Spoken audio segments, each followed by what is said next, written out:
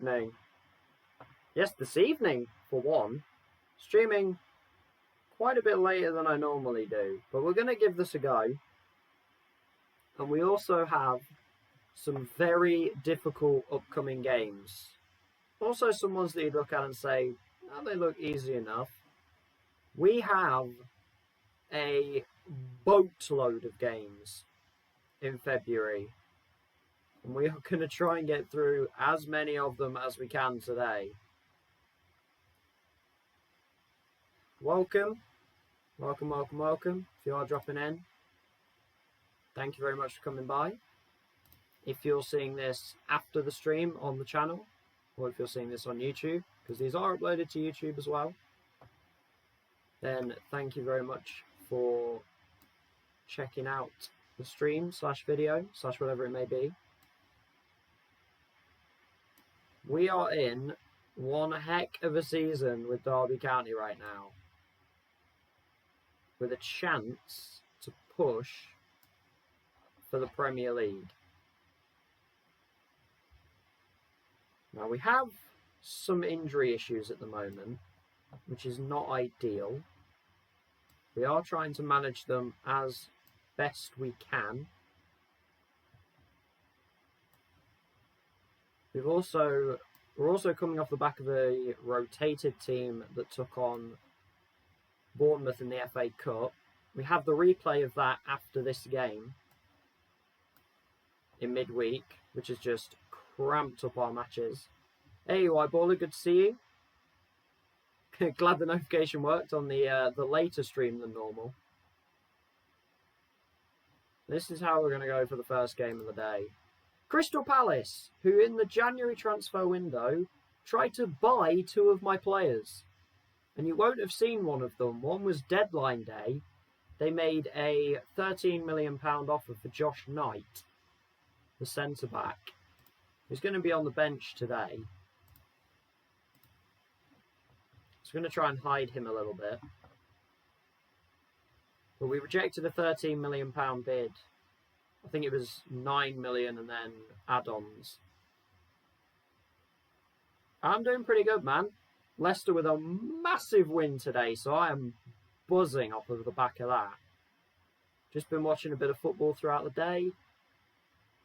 Been relaxing back, and now we're getting back into the swing of things with Derby. And we love a good early goal. Saba with the assist from Archie Brown. I thought the referee was joining in our celebrations then.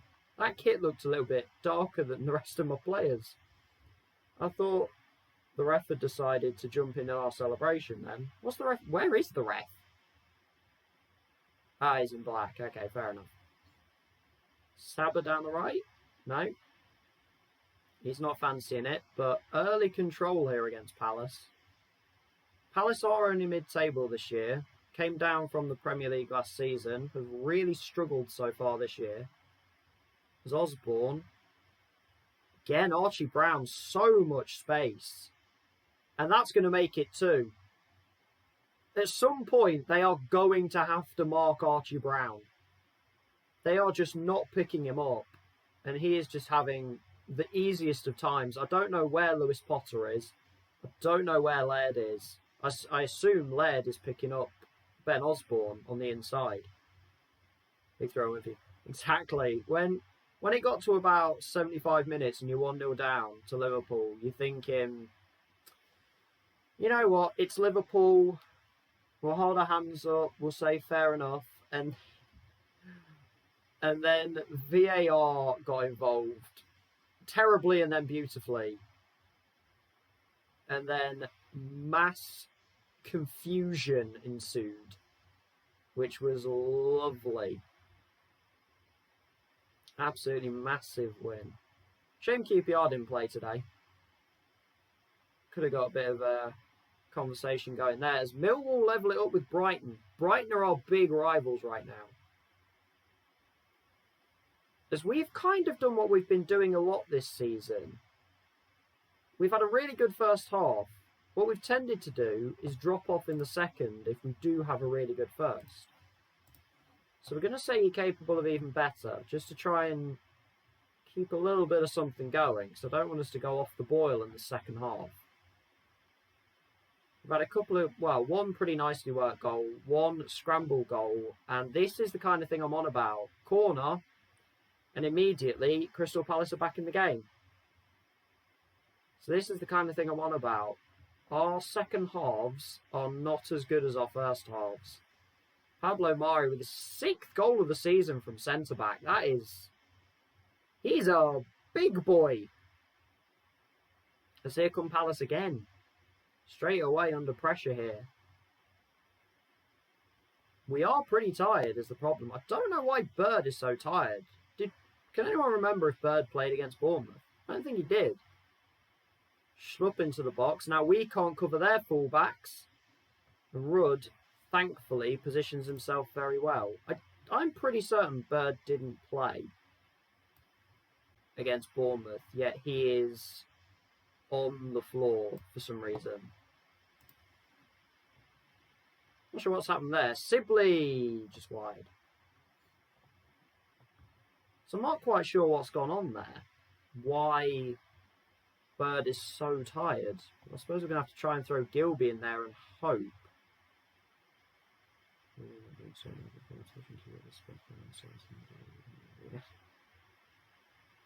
Brentford are a very, very good team, playing very well at the moment. They're always going to be a really difficult fixture. I don't have... Oh, I know what I can do. I can put Sabra's inverted. And then Codeman can come on. Osborne not playing particularly well. QPR are making a little comeback against West Ham here. As now Saba's tired. Goodness me. We really tire out our wingers, and I'm not sure how we do it, but we do it every time. We'll bring Hugill on for Barry. Barry has a goal, but he hasn't been brilliant. And I'm hoping this is just a substitution highlight rather than a highlight, unless we can start working our way down the pitch, which we almost didn't. We almost gave it away. Barry's got a little bit of room, but we're quite far back right now. For an advance forward, he was very far back. Saba's got around his man. That is probably offside. It was blocked again. And that's going to end it. Cool. Now it is defend time. Except Palace might get another chance yet.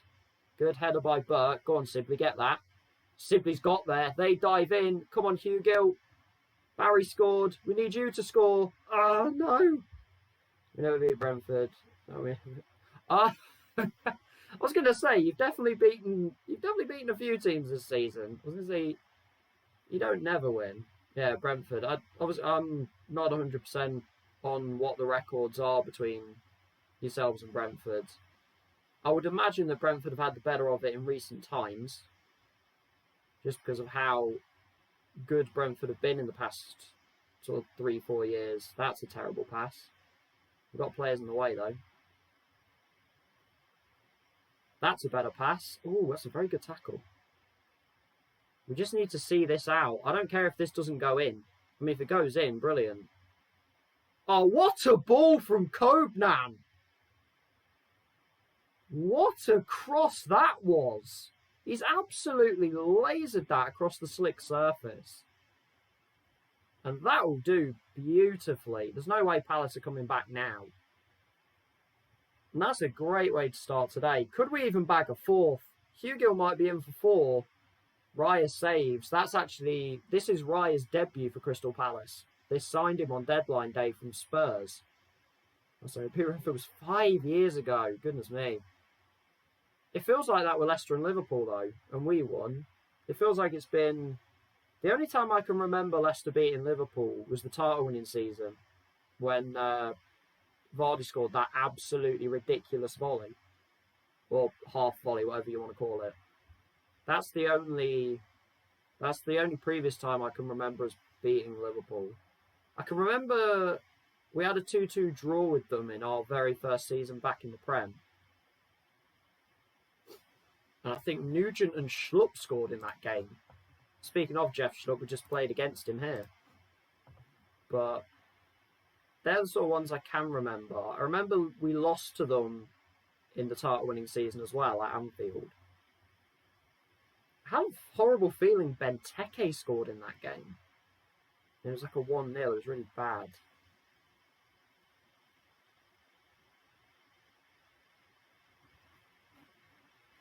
Hold up. Brighton lost.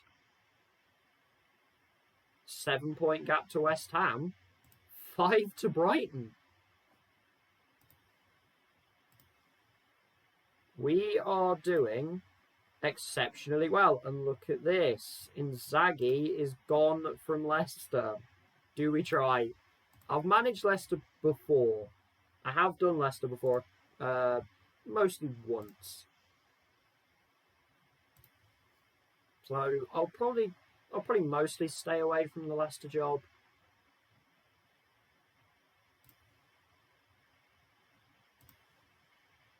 Well, I think our run's about to come to an end because we've got West Ham next. If we win that game, we are seriously in a good place.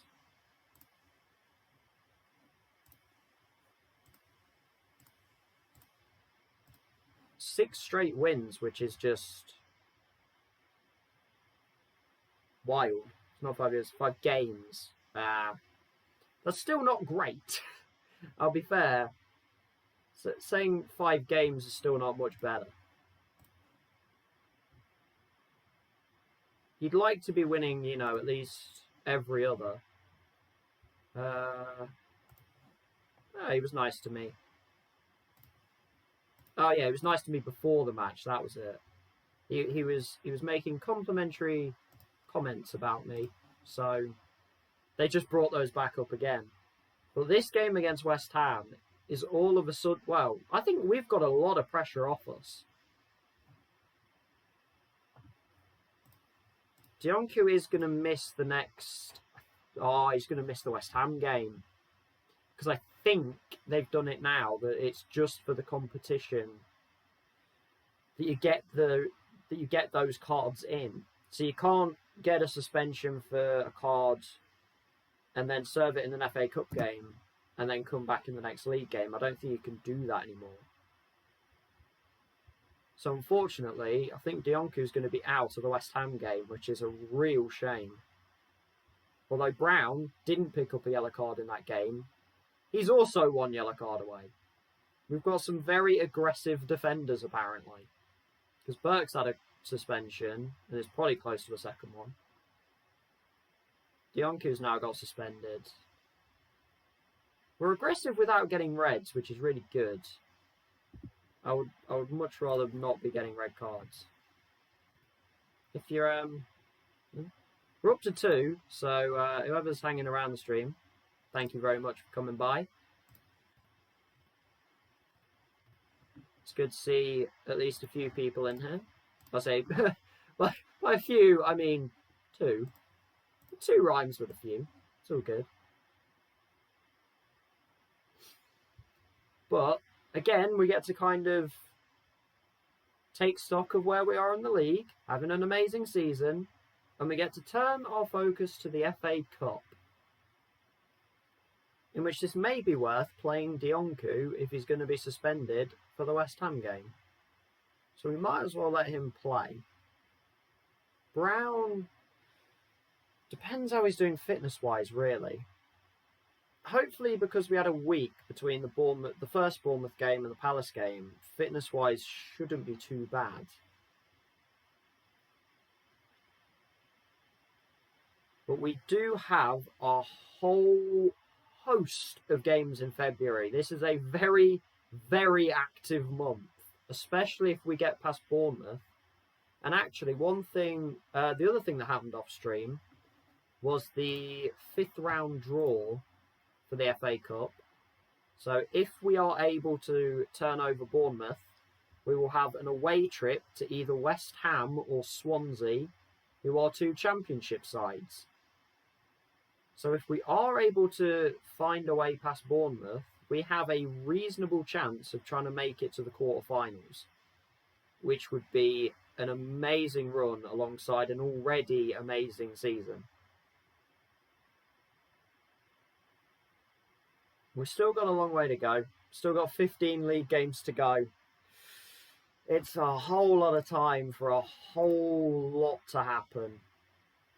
We could end up with injuries, we could get suspensions, just anything can happen. But I would like to think that our depth players could at least serve usefully. They don't have to be particularly amazing, just so long as they do their little bit.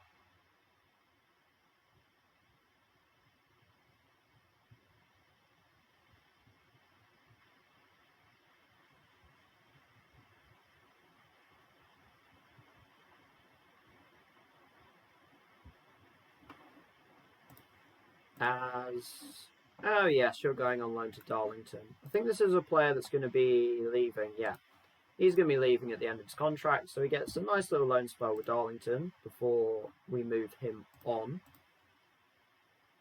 Actually, should be good for him.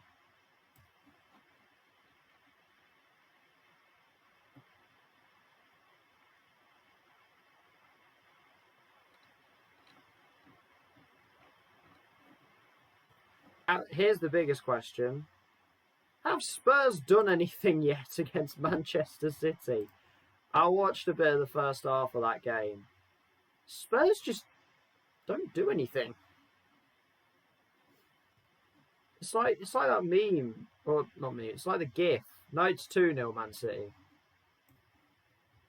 It's like a GIF of the stick man with the stick, where he's just like, do something. You want to prod Spurs and just be like, do something. Stop just standing there. Oh, of course it's Ilkay Gundogan. Premier League's best striker, Ilkay Gundogan. I don't understand that one, but oh well, whatever.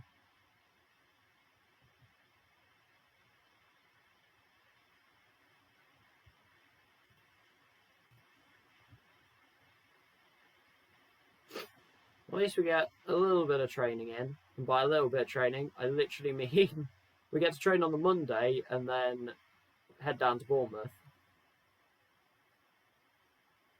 Although we've kind of done a little bit of a... We're going to be doing a bit of a triangle shape. Like, was that at home against Palace? Or am I making things up? I can't remember whether that was at home or away. Doesn't realistically matter, but I've just completely forgotten, apparently.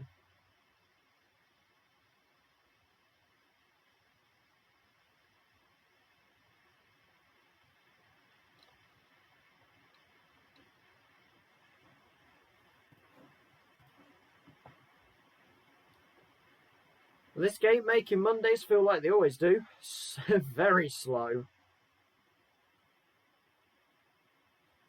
The world does love making a Monday go very slowly.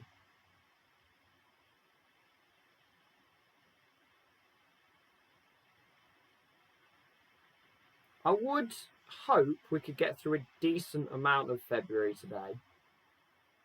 Don't know how much of it we will realistically get through. We've got a lot of matches to play. Especially if we do get past Bournemouth. That's even more games. So as much as I would love a cup run, we've also got to really carefully manage it alongside our spectacular championship season. As our under-23s actually get a win. That's only their second win of the season. Dilroson's back from his broken leg. No, he's not. He's still out for 3 to 6 weeks with a broken leg. He still scored. What? Okay. I don't know how that works, but whatever. He's so good, he scored with a broken leg.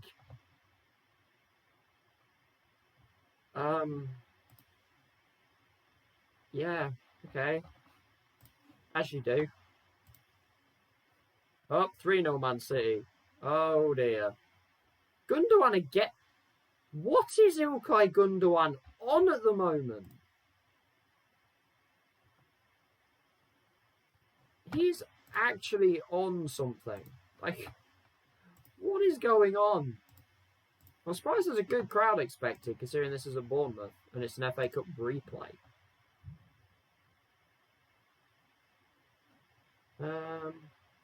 There is a game we can improve on. Yeah, I would like to see FA Cup replays go. I don't think they're really needed.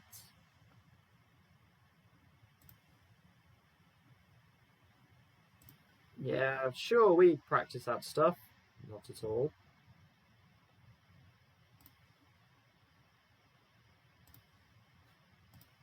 I assume that was their atmosphere that was bad. Surely can't be ours. I would like to think that our atmosphere would be pretty good in the dressing room right now. But you do never know. This game is weird sometimes.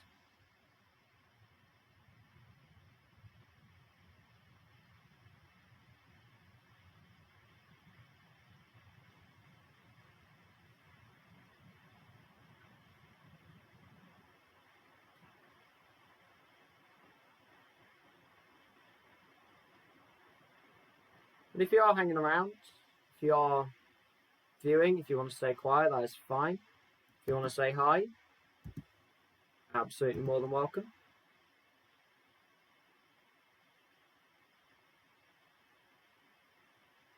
And to have people around. For a rare night stream for me.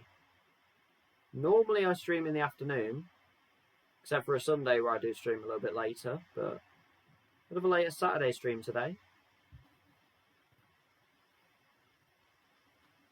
As Stefan Stanton's chosen to join Gloucester on loan. Stanton and one of the other players, I think it was Kershaw, wanted to go out on loan. So we've given them sort of 3-month loan spells. And then they can return for next season, and we can either keep them and have them play for a youth team, or we can let them go back out.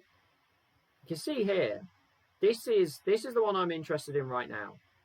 This gap here, that's 19 points back to 7. We've just got a little bit more money as well. We've just got 26,000 for Burn playing 20 games. Right now, yeah. So right now, I'm looking at the gap from 1st to 7th because I want us to get in the playoffs first. But we're going to take it a step at a time. We're not straight away looking for the title. The title is serious title contenders. You got to do a little bit of trying to grab in the viewers, you know, attract the viewers in. But yeah, that's how I'm kind of taking it. Is we go, let's get the playoffs first. A 19-point gap with 15 games to go. We should be getting in the playoffs at least. So that's our first aim. And then once we get that, it very much depends on how long it's taken us to do that, where we are in the table, how close everybody else is. And you can kind of work from there. So you're not so caught up on one bit that you lose another section. So you can see there, Stanton happy the promise was kept. He did want to go on loan, and we've managed to do that for him. So hopefully he'll stay. He'll be nice and happy when he returns for next season. He is one of our youngsters that could potentially break into the first team in the future. Bird had an injury problem is why he was tired. I did forget about that. That would explain that one. Now, everyone is apparently feeling all right. Dionku's going to play in this one because he won't be able to play in the West Ham game. Burke and Story was the centre-back pairing last time. So we're going to let Knight play, actually in place of Burke. We're going to go Knight and Story and see how that works. Where's Sorensen? No, he's on the bench. Sorry, he's not even on the bench. I'd have him ahead of Gilby. I don't know why I did that. Maybe he plays again. Bird had a lot of rest from that last game. I doubt it is meant to be back. 75 minutes limited too, but we'll give him that 75 minutes. Osborne jumps onto the bench. Probably for Leo Connor, actually. And then that's what we're going to go with. We're going to go for it, I guess. Where's... Alexander's not cup-tied. Of course he's not. We got him in the summer. What am I on about? I don't know why I thought he was cup-tied. I am heavily wrong. We are going to give this a bit of a go. I might live to regret this, especially if we lose. If we lose this game, I may live to heavily regret this. Hey, Andy, good to see you again. How are things going with you? We are jumping into an FA Cup 4th round replay after a 1-1 draw at Pride Park against Bournemouth. Bournemouth in the Premier League this year. So we did very well against them first time, I would like to add. Full white kit for us, as Ryan Kent is just the most terrifying player. Oh my goodness me. Ryan Kent is terrifying.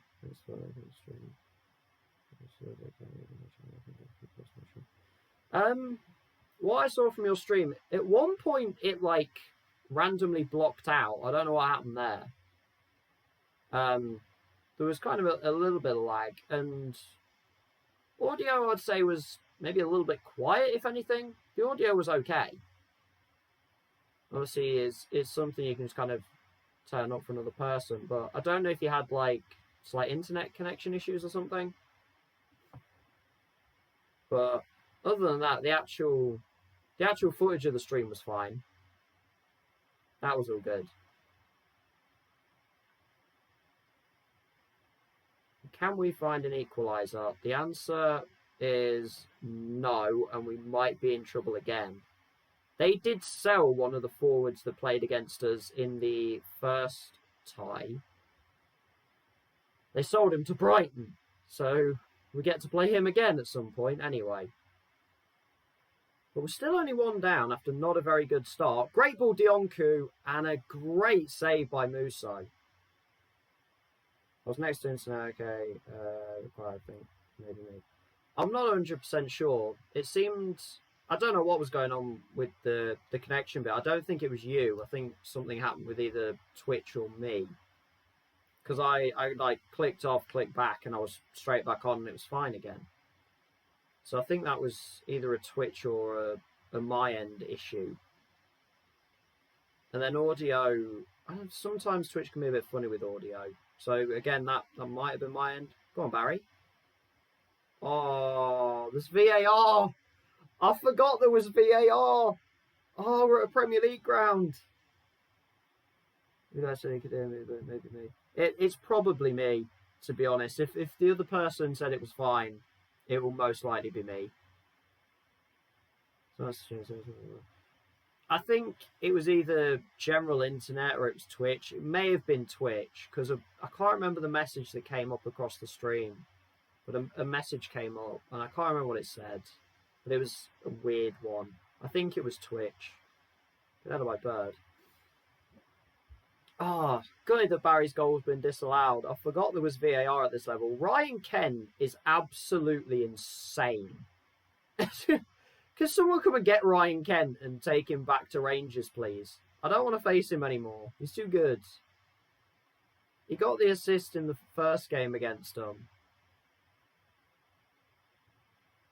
Kelly heads away. He got the assist in that one, and then Saba, Padauda, Saba again. Surely? Oh, come on. We're really growing into this one. Really growing into the game. We just can't quite find our way in. And when we do, the flag well, when we do, VAR intervenes. Musso's had a really good save. Just need that. Yeah, exactly. I mean, I'm in the same boat. Like, my setup is so kind of basic. It's literally a webcam. It's the webcam in my laptop.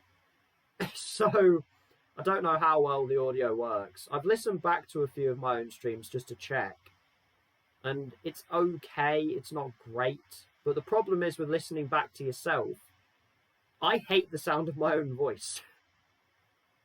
So it's hard to listen back to. Sibley. Oh, O'Dowda! Yes! Back in it. Good win for Leicester. Exactly. Yes. I'm going to love talking about that result for a long while. The first... Oh, thanks. That's good. That is good. Because initially, even before I started streaming, I was actually going to get myself like one of those like swing arm microphones.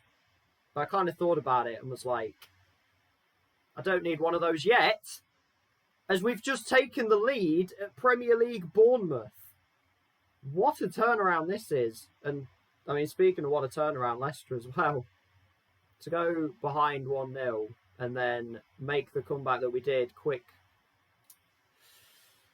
Bournemouth quick free kick. To make the comeback that we did, I wouldn't describe us as a very comeback ability team. Normally we're sort of hang in a game, come back, hang in a game, stick around, and then fire some sort of chance in, and then kind of hold on to that. So to see us actually come back against a team like Liverpool, I know they had a new youngster and Jordan Henderson, a centre back. I know it's not Van Dijk Gomez or Van Dijk Matip. I have a laptop stream my phone for the chat. That's exactly what I'm doing. Laptop for the game and phone for the chat. Exactly the same setup right here. But yeah, that comeback, I mean, we were aided.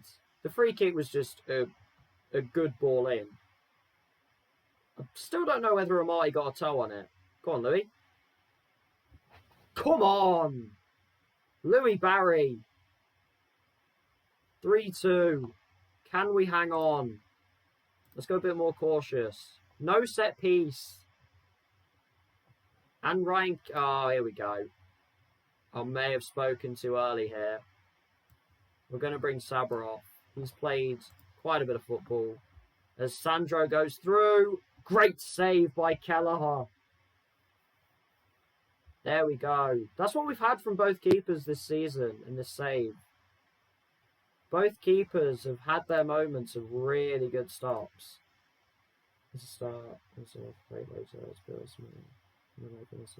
That's exactly the same plan I'm going with. So I did think about like getting a mic and stuff like that. And I think if I got a gaming PC, like I would use it anyway. I'd use it even if I wasn't streaming. But you'd rather get somewhere with the streaming beforehand, and we have just knocked out Premier League Bournemouth in the FA Cup 4th round. Yeah, I mean that is certainly a way you can think of it. It's almost like a bit of a reward to yourself, you know. If you are able to get something like that, you can sort of reward yourself. Got a headset with a microphone. That is another thing I considered, but I think I'm going to sort of stick with this for now, obviously. And if it happens to start doing really well, then yeah, I'll absolutely start to upgrade. I think getting sort of like an actual gaming PC, I know they're very expensive, but it's something I would play like outside of streaming as well. Like there are some games that I would probably want to get into. I just don't have the ability to do it at the moment, unfortunately. Jason is a nice person, apparently. Do I have any thoughts on them?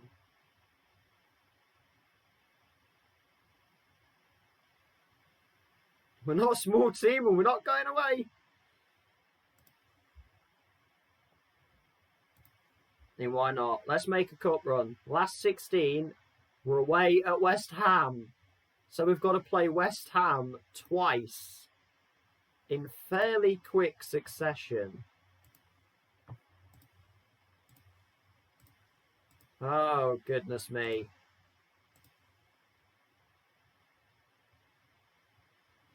Interesting. Gareth Southgate was there.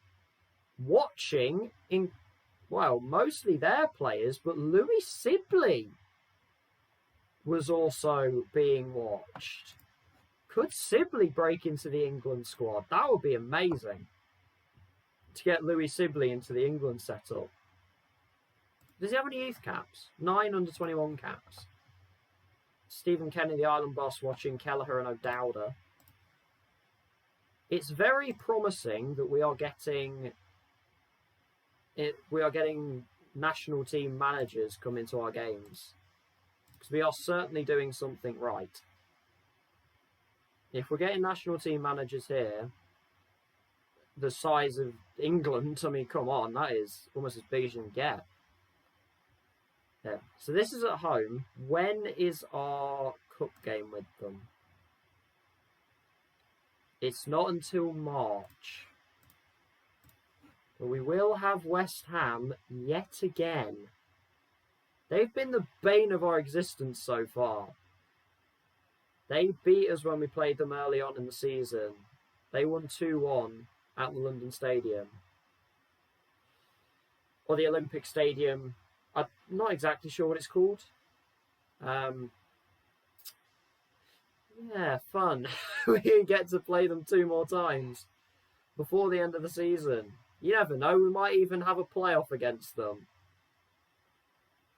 You never know how things go. But we might be seeing a lot of West Ham in 2024. But it's definitely a chance for us to get through to the quarterfinals, which would be absolutely massive. Man City as well. Man City 3-0 up against Spurs in the Premier League. Looks like Man City are going to take the title. Fair play to them. They've been extremely impressive. I think it does feel like we can get handing them the title almost.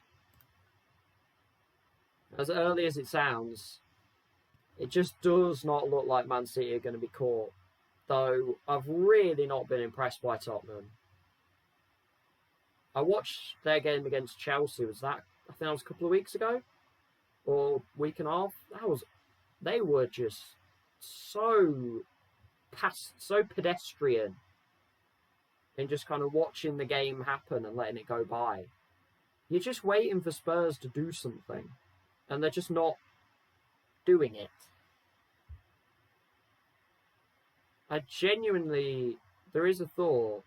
There's a thought process here where Mourinho and Klopp might actually be in trouble. Like, Mourinho and Klopp could genuinely be in quite a bit of trouble if things don't improve soon, and it's getting towards the end of the season, and they're both outside that top 4, both trying to find a way in. Someone could be in real trouble right there. If not both, could be in real trouble. Liverpool can scream and shout about injuries. And yeah, okay, it has definitely affected them. Fair enough. Like, you get that many injuries, you're going to be affected. But I know I'm slightly biased here, but Leicester, the amount of injuries we've had, the amount we've fought through to get where we are right now, not being one of the customary top 6, so we're starting to stake our claim for that. But not being one of those teams, and the amount of injuries we've had to, not just nobody players, to like first team players. And you're going to try and be here saying that you don't deserve to be there?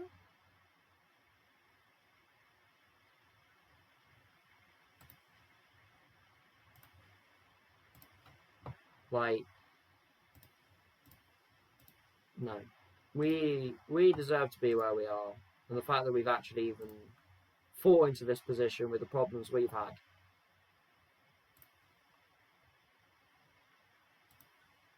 Goodness me. Hamza is a beast. We love Hamza Chowdhury.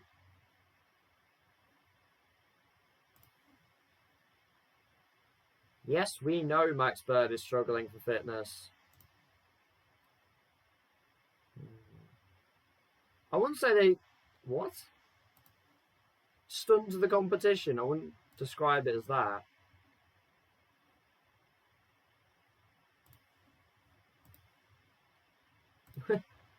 They're on about 1,000 stuff, and I'm just like, success! I mean, it is success. We've been winning games, haven't we? So,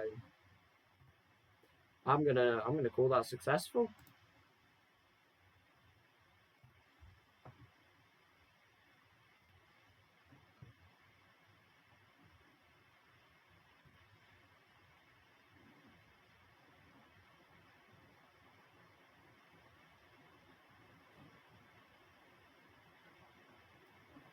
But we are going to have a very tough match. We are in for a tough one here. We know how hard this is going to be.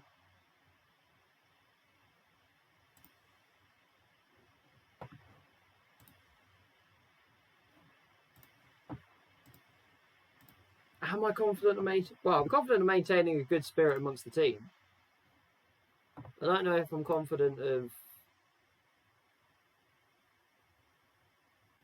us winning this next game.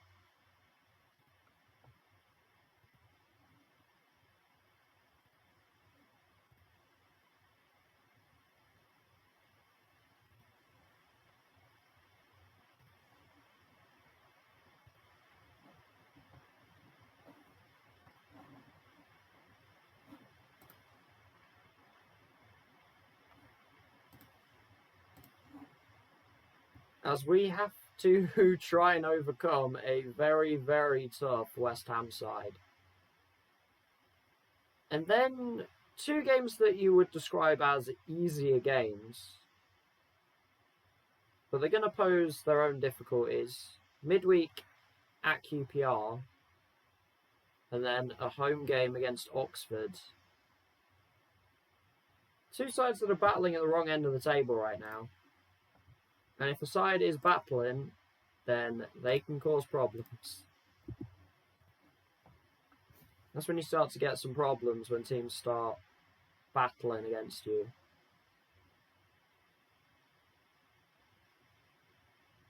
But a game to try and keep some momentum going. This is a game that we can afford to draw this. We can afford a draw here. In fact, realistically, we can afford a loss. I wouldn't like to use that loss this early. But we could lose this game and still be in a reasonably good position.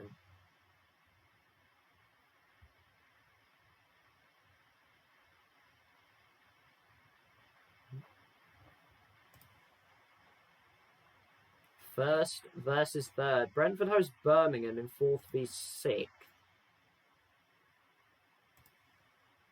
Which should be a pretty good game. We knew Dionku was suspended for this one, unfortunately. Which means Leo Connor coming in. Bird still has some fitness issues, but this is a game that we realistically need him. Reece Burke back into the team. Do we stick with Story or do we go with Knight? Let's go with Josh Knight. Brown, yellow card away. Hopefully he doesn't get that. Put Ben Osborne back in. I think we will. O'Dowd has still got some fitness issues. Alexander is obviously ineligible for this game because he's on loan from West Ham.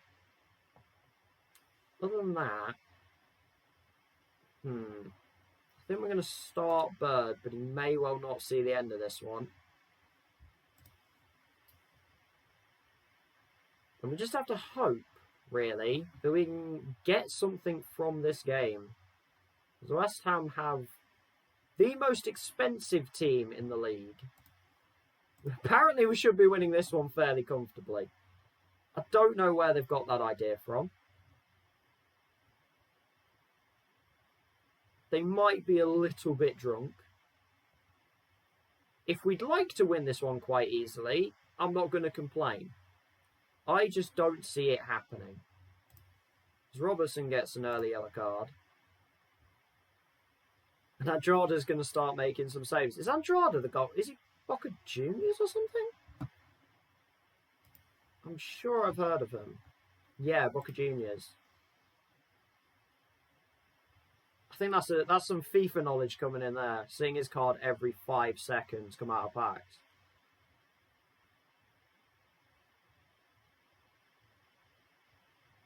Can we get some pressure on here? 21 minutes gone. We send Mepham backwards, which is good.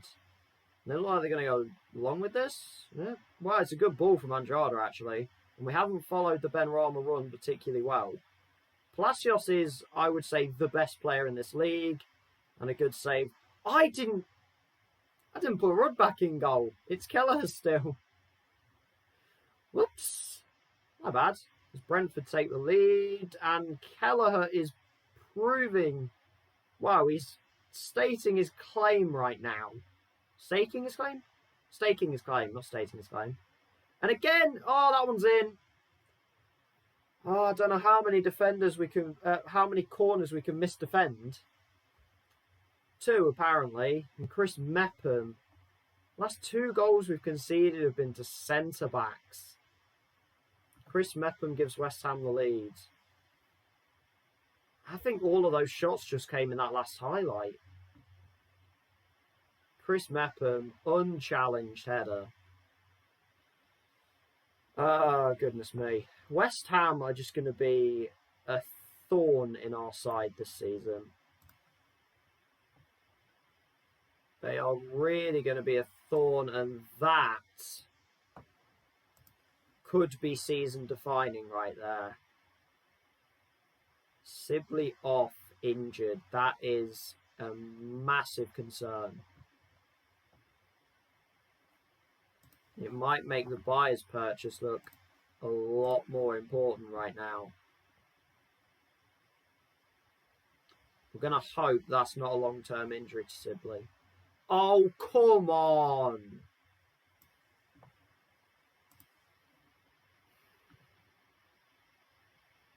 You wonder if the run's starting to catch up with us now. Injury after injury right now. Sibley and Osborne off the pitch. We've only got 1 substitution left. Not a lot to do with it. They're going to drop back. They're going to go 5 at the back.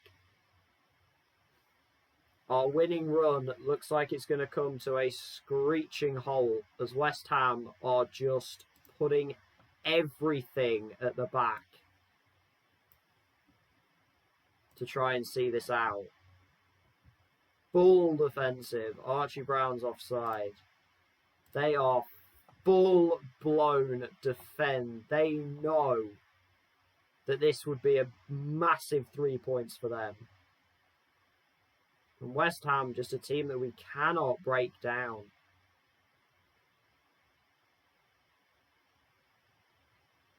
Byers, what can he do? Robertson. Bird. We are going to be out on our feet for the next game. Byers. Barry. Louis Barry! Oh, big chance. Big chance. Need to take that. We have to be taking that. And West Ham are just gonna defend their way to the win. It's fair enough. It's fair enough tactics from West Ham.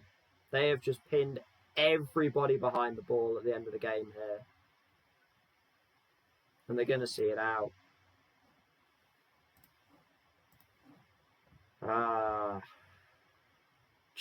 No. West Ham are just that team. We just cannot do anything to them. They are just that team that you cannot do anything against. You'll find that you have them. There are just certain teams that just prove invincible. And West Ham are going to be it for us. Closes things up. Brighton's still to play. Ben Osborne's out for 3 to 4 weeks with fractured ribs. This is a scary one. I was about to say this is a scary one, but apparently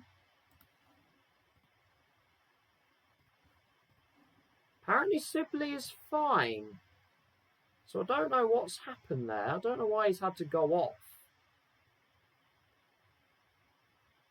Apparently Sibley's okay. I'm confused now.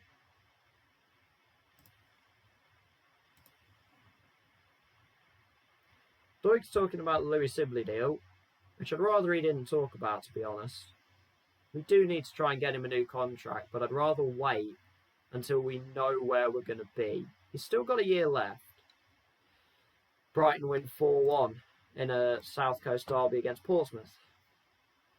So Brighton are not going to relent. Unfortunately, that one slip from Brighton is all it is. It is one slip. We meet Millwall later on in the season, right towards the back end of the season, and they beat us first time as well. They just seem to like beating the teams near the top. We do lose Ben Osborne to injury. O'Dowda hasn't been too bad. He's had very good spells and then some quieter spells. We are going to need him for the next 3-4 weeks. That has been my issue with Ben Osborne. He's been injured a lot. But I will say, in every save I've had in this game, the left mid / left wingers just get injured. Almost game to game, they're getting injured.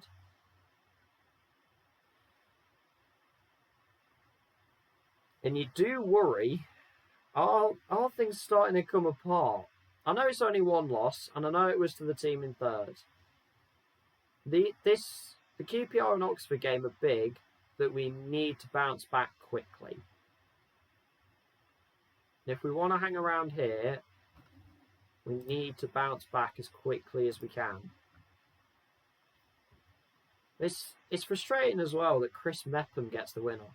Chris Mepham, just defend your set pieces. That's a set piece against Palace and now set piece versus West Ham. They're just costing us at the moment. We've got the height, we've got tall enough players, we're just not competing for some reason.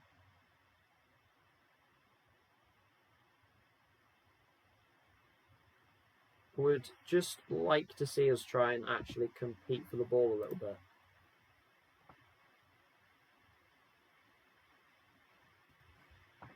And the fact that we have to play West Ham again, I know it's the FA Cup, but the fact that we have to play them again is just not good.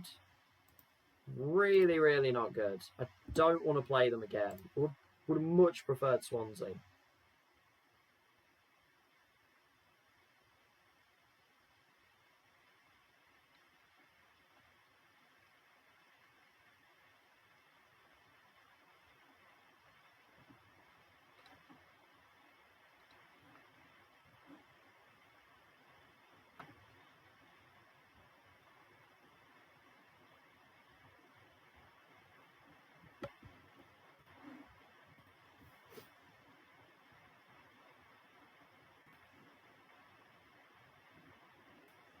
Goodness me.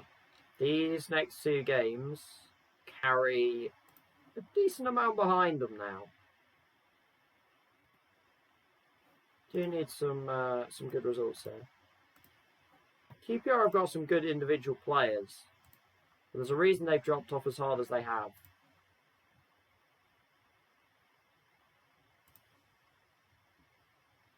Increasingly under pressure, Danny Cowley.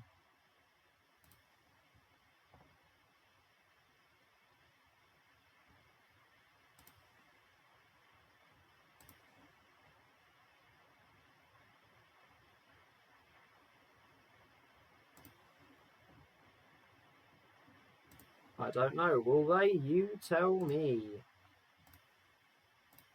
You tell me who should be playing that game, apparently.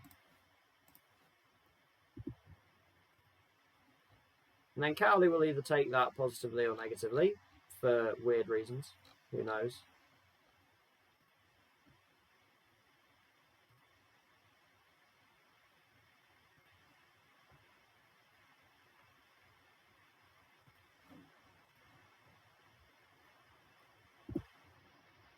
Ooh.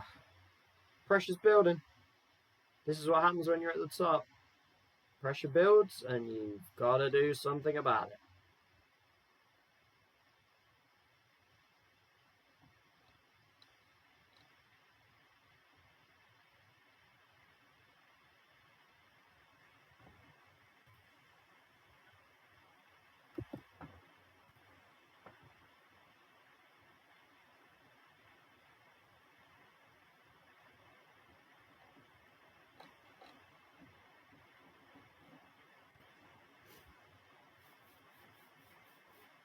Big games coming up. They don't look like big games because of the size of the teams coming up.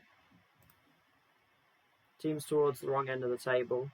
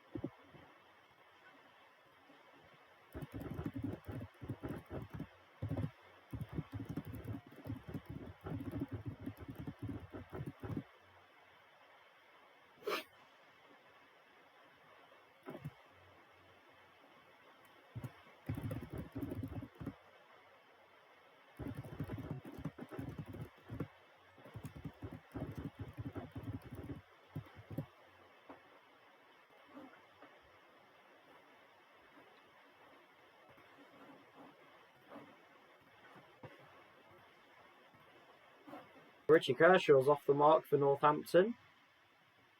That's good. Ooh, okay. Well, that answers my question about centre-back for the QPR game, at least. John Story's definitely out of the QPR game.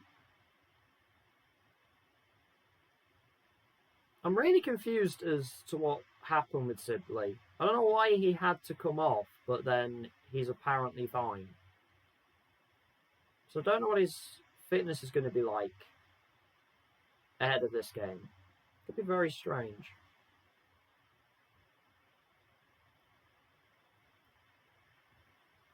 I don't know. I am heavily confused.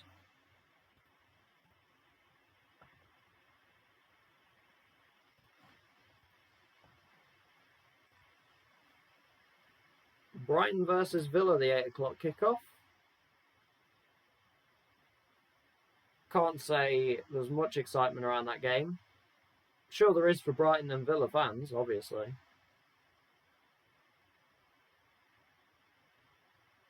What am I saying for that game? What do I think?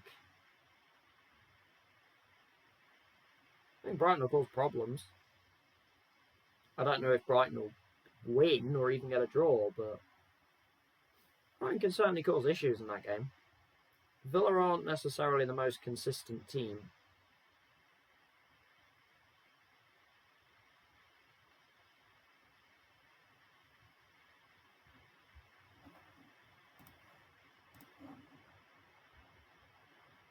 Let's get into this QPR game. Let's get into it and let's try and get back to form. And let's try and avoid some injuries, please. Sibley is just apparently fine. I have no idea what actually happened there. Guess we're going to have two right wingers on the bench. Dionku is suspended for another game because it was his 10th yellow card. Archie Brown's also one away. Bird is on the floor, which means Oliver Sorensen getting a go. Slight concerns. Just minor concerns. Can they swap? Doesn't really help Robertson. I guess Sibley plays? I'm very confused about the whole Sibley situation. Do I put Rudd back in or do we leave Keller? We're going to put Rudd back in. Yikes. Brown, don't get a yellow, please. Let's hope Archie Brown does not get a yellow card. Everyone's feeling pretty good about the tactic. Everyone's feeling good about how we're playing. Let's try and bounce back from... Oh, QPR are 24th in form.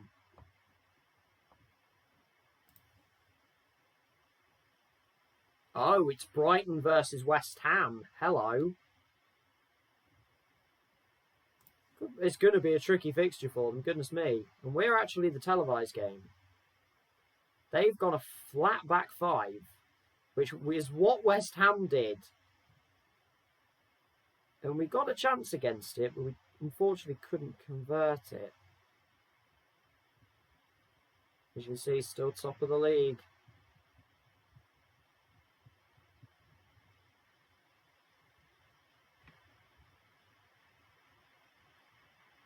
Big game right here. And on the Sky cameras. Got to make the most of this. Show the Sky team what they are missing by not showing us every time. Oh, this QPR have a chance as I say that. Interesting, Elias Chair is the forward. Is it Elias? Am I making that up? Elias, I'm not sure how to say it. But an interesting start to this game by the looks of it. A lot of possession in our favour, but again, they are going to be counter-attacking. Oko flex, I don't know if he's picked up a knock. Not sure what has happened there, but QPR do have a throw. We've not dealt with that very well either. Though Knight away, headed by Barry, Sibley gets it down. But we've got nobody forward. Barry is by himself. Saba's tried an outrageously silly pass. Great tackle by Brown. Archie, you're going to need to time your tackles, mate. Can't be getting you a yellow card today. Barry, Sibley, lovely football. O'Dowda in front. Good save. Good save by Dieng. Good keeper. Showing his ability there. Was rifled by O'Dowda. And that's alright. Okay, we can rebuild. Well, the highlight is apparently not over. Can we get another shot off? Barry. Ooh, nearly. Pressure. Not bad. Okay. Not looking too bad. Finley Robertson's tired as well because he's been playing near on every game in the midfield recently. Brown also tired because he's been playing near on every game. The Saba free kick, back post. We've hit the bar and it's in. And I think it's an Nkunku own goal. It is. We'll take it. I think it was Sibley's header that hit the bar and it's come back, hit Nkunku and gone in. QPR might have a quick response here. And they will. What a goal. What a strike that is from Jason Malumbi. That is an immediate response. That's less than a minute. That is not what we needed. And all of a sudden, QPR piling the pressure on us. Now that is poor. That is poor to concede that quickly afterwards.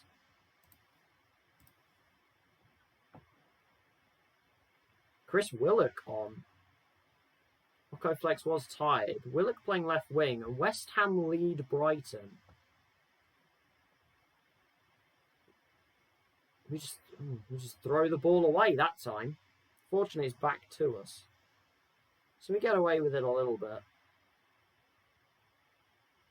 Comfortable pass for Rudd, but we're kind of just playing... We're playing very strange football in how far away we're standing from each other, but they're standing so far back, we've got no room to do anything. O'Dowda... Robertson goes down. He just got in front of Jenkins. That's going to be a penalty. Louis Barry's going to take it. Calm yourself, Louis. Nerves of steel.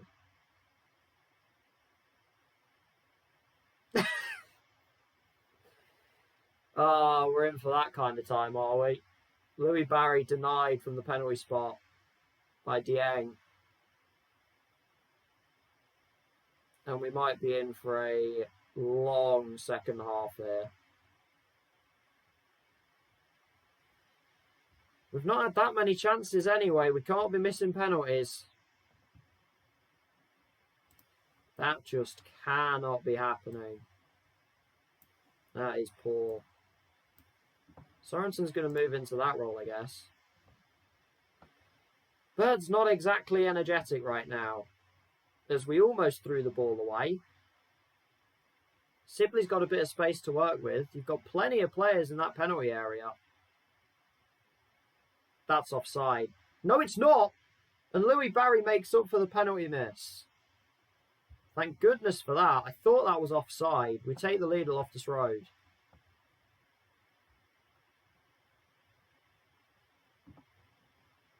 And that could potentially be a big goal. But again, we could immediately be pegged back by QPR. It's another corner. We are just not defending set pieces whatsoever, apparently. Anyway, we have just chosen the no option on defending set pieces. I'm going to bring Sibley off just because I'm not sure where he's at. Considering he got hurt and had to come off in the first half of the West Ham game. I'm waiting for them to make a change. But there's still 5 at the back. There's the change. There it is. I was waiting for that. We need to try and hold out from here.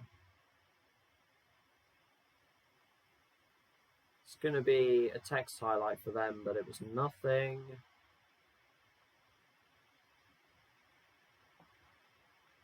And we will bounce back. It's not convincing, but it's hard to be convincing in the Championship. So we will happily accept that. We miss a penalty, but it doesn't come back to haunt us.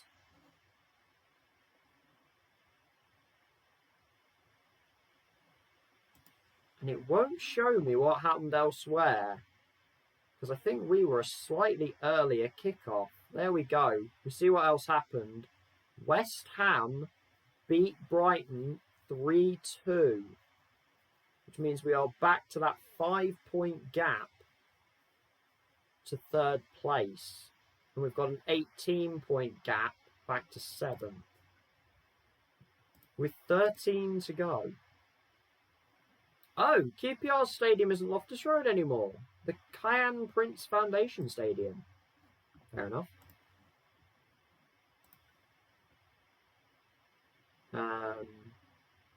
Doesn't change.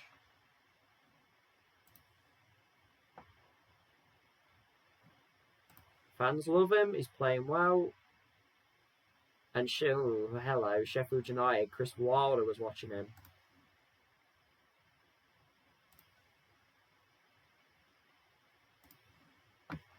Yeah, Itten was a bit of a mistake, especially with the formation change that we've made since.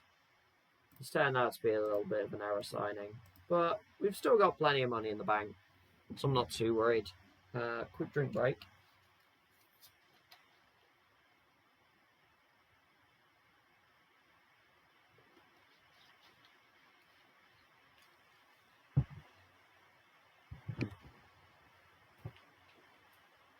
Well, just kind of ended up with something. Something feels like it's stuck in my throat, which is very weird. But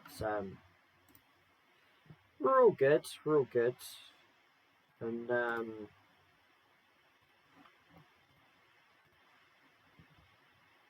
all we can say is that was a good recovery. Especially when you miss a penalty in a game as well. You get fortunate to take the lead with an own goal, and then they peg you back within 60 seconds. And then you miss a penalty, and you start to fear the worst. But fortunately, Barry made up for it, atoned for the miss. And after this Oxford game, we actually get a bit of a break, which is very, very much needed. But we also need to get through the Oxford game first. And we know how they played first time against us. They were kamikaze style and deserved a lot more than what actually happened in the game. We ended up winning it 4-0, but they deserved a lot more than what happened in that game. They were absolutely mental. And if I'm right, do we still have our rivalry with Ian Holloway? We're going to find out eventually. We do. We have one with Eddie Howe and Paco Gemes as well. Cool. Not already rivalries. Oh, look at Bentosa.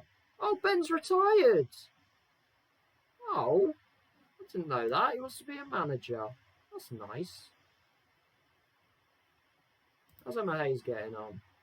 Hasn't found a new team yet. How's Darren getting on? He got sacked. Oh, he's wanted. Hang on, who's he wanted by? Aberdeen. Darren can go back to Scotland. Wait, didn't his dad managed Aberdeen? Sir Alex managed Aberdeen, didn't he?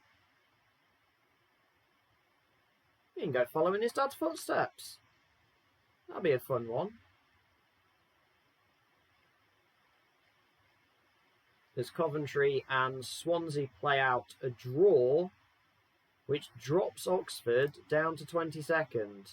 So all of a sudden, Oxford in the bottom 3 as we play them at the weekend. And they need to try and find a result. I would like to see Oxford stay up. Fortunately, it looks like Sunderland might stay up,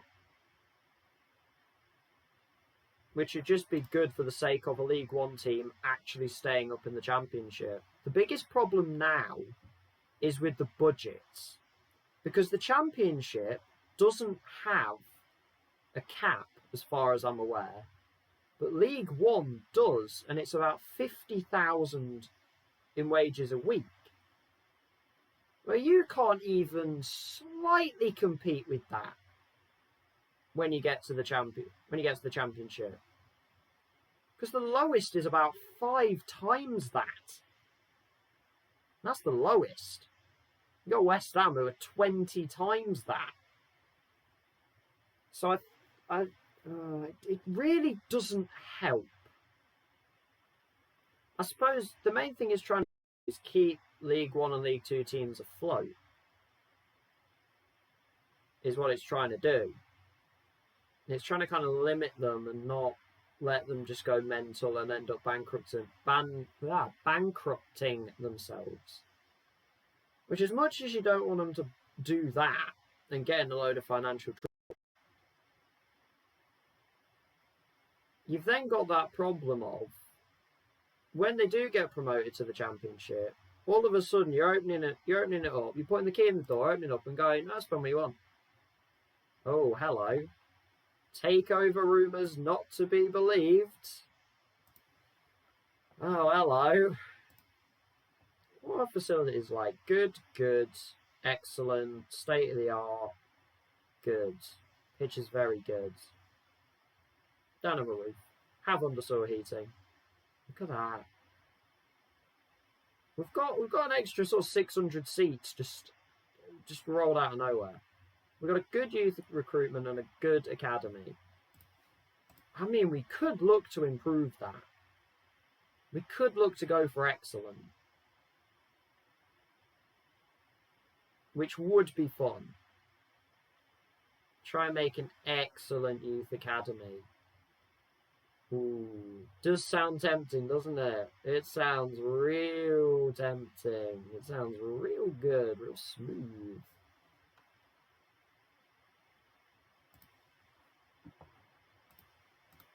Actually, I was meant to check if our owners wanted to sell or not. Obviously, we'd like to pick up where we left off. Good chance. I'm not going to call him a dinosaur. I'm going to say he's entertaining. I've been good to him.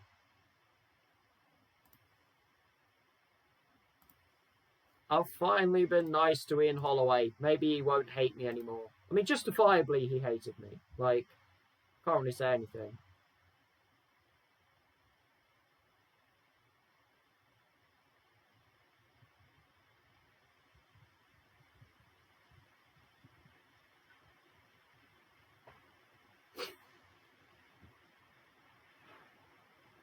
But I don't want to be out. I don't want to be done by Ian Holloway now. I've had the best of Ian Holloway so far. In this, I've been able to outdo him. The way they played last time just kind of threw a little spanner in there, you know. Just made it a little bit awkward.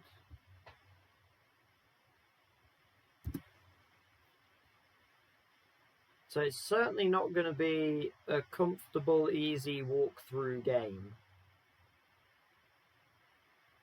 But we hope that it's going to be as comfortable as we can make it. Like the 4-0 last time flattered us. This time, let's hope we can just kind of not be spooked by them. I think we got a little bit spooked by them last time. But now we know what's coming. Let's try and... Well, I mean, if it comes to it, let's just try and outscore them. We've got the quality over them. Let's try and outscore them. Why not? And then we've got a good week until the whole game, which is going to be a really good week because we need a bit of rest. We've been a very hard-worked team. And then I'm pretty sure there's a midweek game that week as well. So we have got a lot to deal with. Got a lot to get to, a lot to put up with. But we focus first on this match against Oxford. This is the run where we need to try and put... We need to start knocking the nail in. I know it's still 13 games to go. I know it's a very long time left yet. But let's make the most of this run. QPR, Oxford, Hull, all teams at the wrong end of the table. Let's knock that nail in. What I was meant to look at was... Where is it? Where'd you find the... Oh, it's general, isn't it, I think? It's general where you find that. I clicked the wrong thing. Well, so far, obviously, they're pleased because we got past the 4th round. We got past the 3rd round. We're way higher than top half. We're inside the wage budget. They do want us to develop players using the club's youth system. Technically, we are... They wanted us to just stay in the championship, so we have way outdone that. We need to go to general. Owner status rumours of a potential board takeover. So, that is legitimate then. This might be slightly legitimate.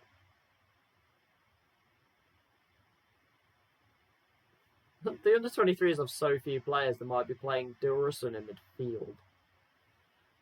Goodness me.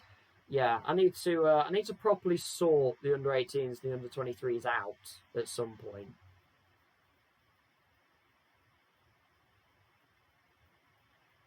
Need to really get them sorted and get them down, you know.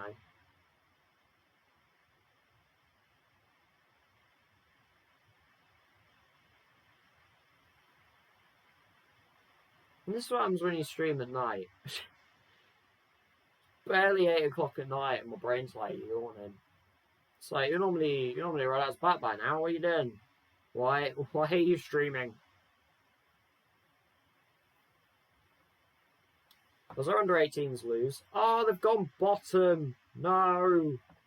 Oh, what are you doing, lads? What are you doing? Oxford. Dionku is back from his suspension, which is good. Story's going to come back onto the bench. Then Bird's going to come back in his starting role. Robertson's probably on the floor. Kind of tempted to give Codeman a start, you know. Let's give Ancine a start.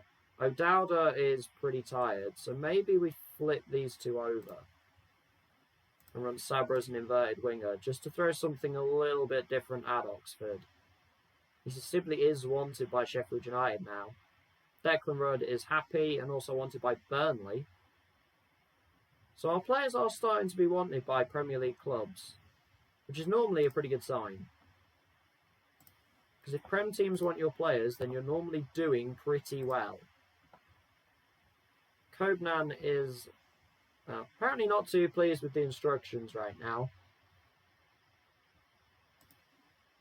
It'd be interesting how much of this team would actually be able to play in the Premier League. Oxford in orange today. I didn't know they had an orange alternate kit, but okay. That is out there, I'll give them that. We had some difficulty with them first time. Now we get to host them. We have a corner. And they have cleared it away. There's nobody there. Dionku does well dealing it back out. Burke does not want it there. Burke does just not want that. He doesn't want it. Stop giving him the ball there. That's better. Codeman can take on his man. Great ball, and that is sloppy from Louis Barry. Just got to get his head over the ball on that one. Even if he scuffs it into the floor. Brighton take the lead against Bristol City. That's one of their centre-backs. So that's either a corner or a free kick. Brentford lead as well. But they are only playing Crewe. I say that. We're only playing Oxford. And we are having a little bit of trouble right now. We're struggling a little bit. We're not getting many chances. We had one big chance, and we spooned it over the bar. Can we work a chance here? I'm not sure who that is behind Dionku, just leaping in the air.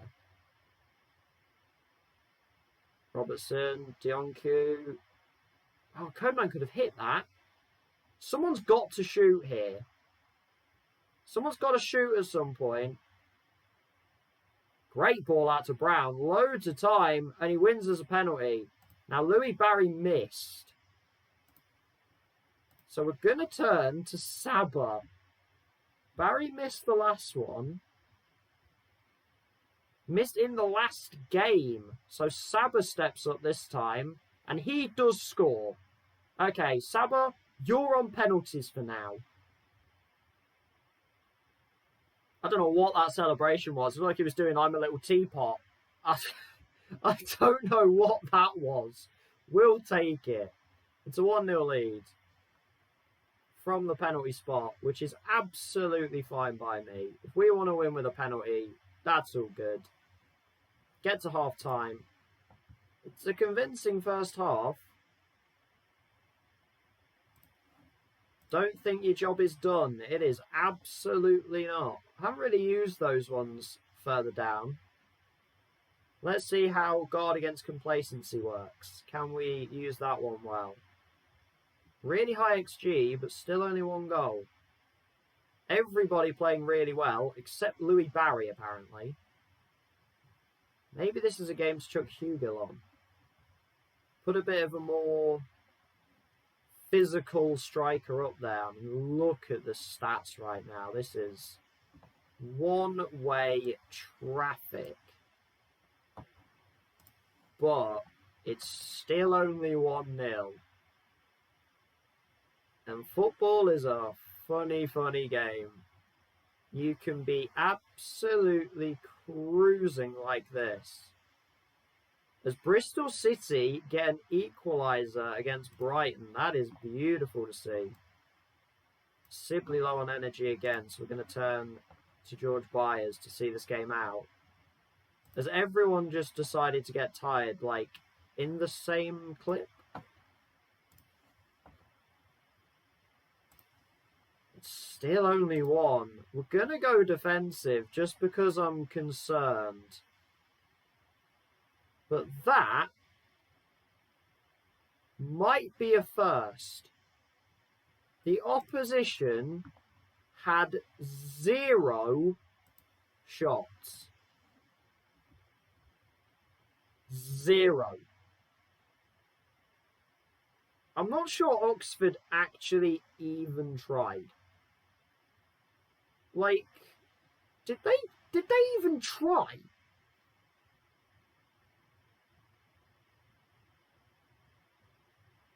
That was bizarre.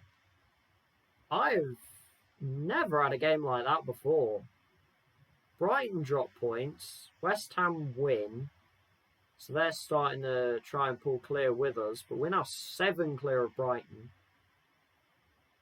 21 clear of Middlesbrough, though. Middlesbrough have a game in hand.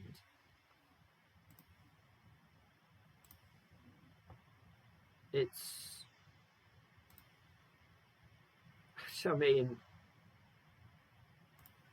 it's a good result in just a very, very strange game.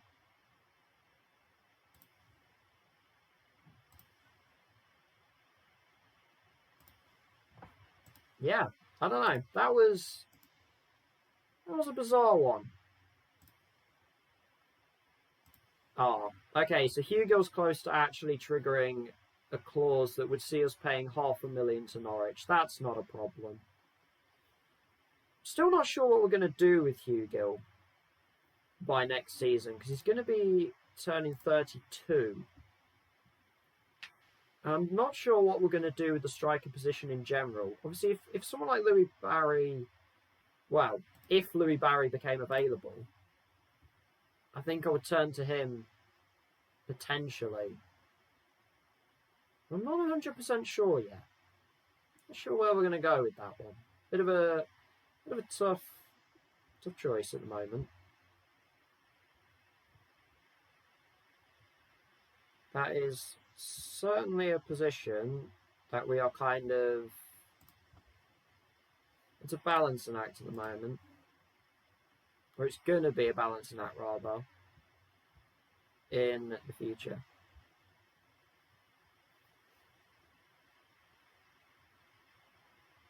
But we've now got a week until the next game, which is going to be really good for resting a little bit. Get some energy back in the legs after a couple of decently played games. They were a bit odd, but we got through them. We got the 3 points in each of them. That's the main thing, really. We don't need to be winning convincingly anymore. That was convincing, but then you look at the scoreline and you only see 1-0 and a penalty. But it's still 3 points. That's all we have to do right now. We just have to keep ticking along.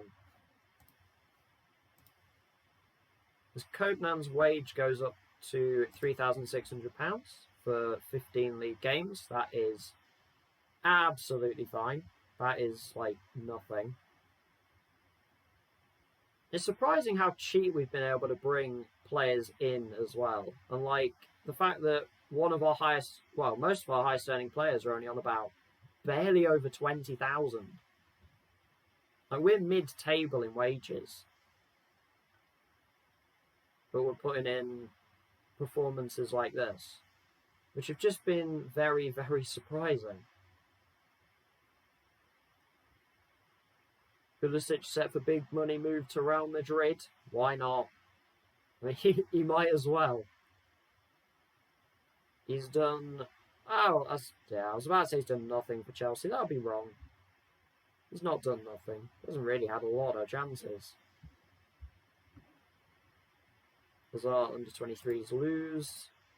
I think they might be out of that. And they might be out of the Premier League Cup, unfortunately. Not I'm exactly sure what that actually is, but...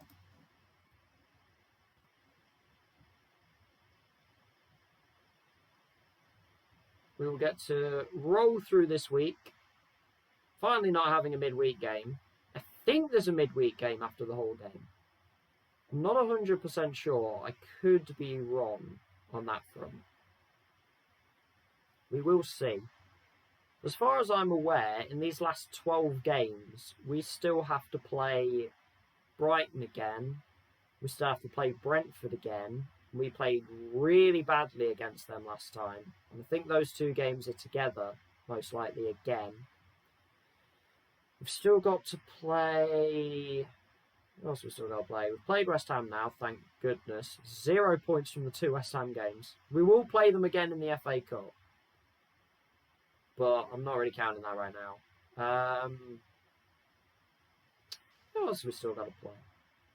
Who else is up there? We've still got to play Barnsley again. Assume they're still up there. Middlesbrough, still got to play them again. I'd love to beat them, was it 5-0 last time? If we could do that again, I'd be extremely happy. One interesting thing, actually, that we will be getting very soon is our first youth intake in charge of Derby County. Now, if we're supposed to have good kind of youth facilities and good youth scouting, I would like to think, and this is supposedly potentially a golden generation of players, I would like to think that we could potentially get at least 2 or 3 decently high-level players. Even if they're just potential, even if they're not like ready straight off the bat or whatever. They don't have to be ready straight away. Luke Plange scored twice for Chesterfield. Very nice. That's in League 2, I believe. So he's done well there. He is contracted for next year. Just took a look at my little note sheet for the 24-25 season for the youth squads. Just so I know who's in where.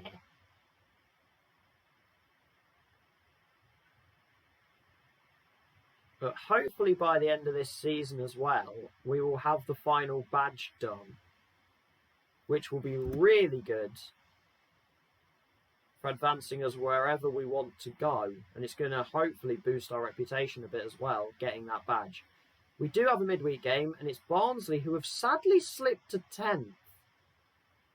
I was quite enjoying Barnsley's really good run. That's not fun. It's now Birmingham, Middlesbrough, Blackburn, and kind of a gap. Southampton are turning things around a little bit. Look at this. Jordan Hugill and Louis Barry. 2nd and 3rd in the top scorers charts. They've been rather impressive. Declan Rudd's 2nd in clean sheets as well, considering him and Kelleher kind of alternated a little bit, and Rudd was out for about 5 weeks. That's very impressive. Sankovic is the Brighton keeper. Gunnarsson for Brentford, 16 clean sheets. Their defence. Oof. Brentford are a very difficult team to break down. Now, Oxford have slipped to 23rd. Sunderland are surviving, though. Crew, I would say, are gone, unfortunately. I don't like that Crewe will be gone. I would like to see more teams like that stay up. Because they are the teams that you go, oh wow, they're in the Championship. Maybe I wouldn't expect that. But then they just immediately go back down again. And whilst I appreciate that if a team like Crewe or Oxford got into the Championship, it would be really difficult for them. You know, Wickham have proved that this season. Like, it is really difficult. I do appreciate that, but just sometimes you'd like to see just somebody stay up. Like, Sunderland are a pretty big team anyway, so like them staying up isn't so much of a big deal.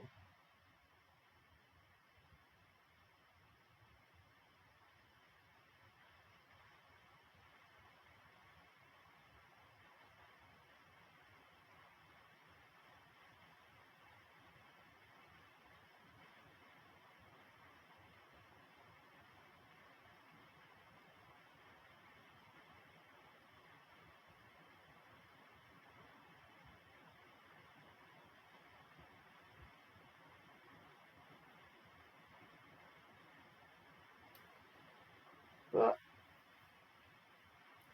3 more days. Brighton Villa's 13 minutes in. It is 0-0 right now. Villa looking like they're on the front foot. I don't know why when I stream, my nose just decides to itch. It's like the in thing for my nose to do for some reason. It just goes, hey, you want to itch? I'm like, no. It's like tough. You don't get to choose. This is what happens when I have like one viewer and no one interacting. I just go on really weird tangents. This is why I need people to hang around. I need people to keep me sane.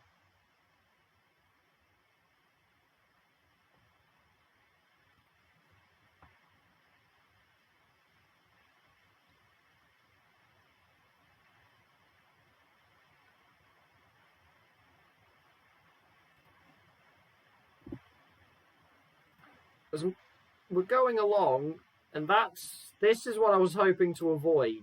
I was about to say, and I'm glad we're avoiding injuries, and then both of my backup fullbacks get injured.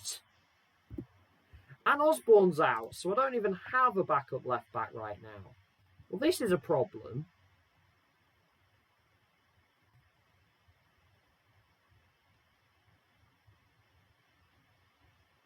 This is Muchos Lotto problem.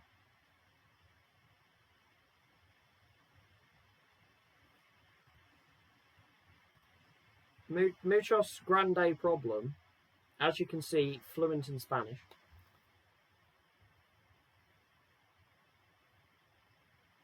Hopefully, Brown doesn't get suspended in this next game.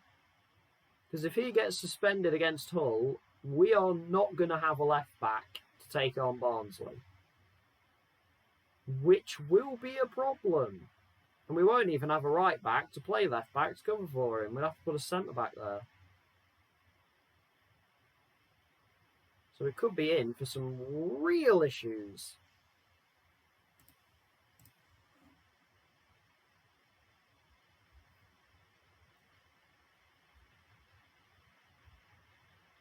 Just get through the resistance training without more injuries, please.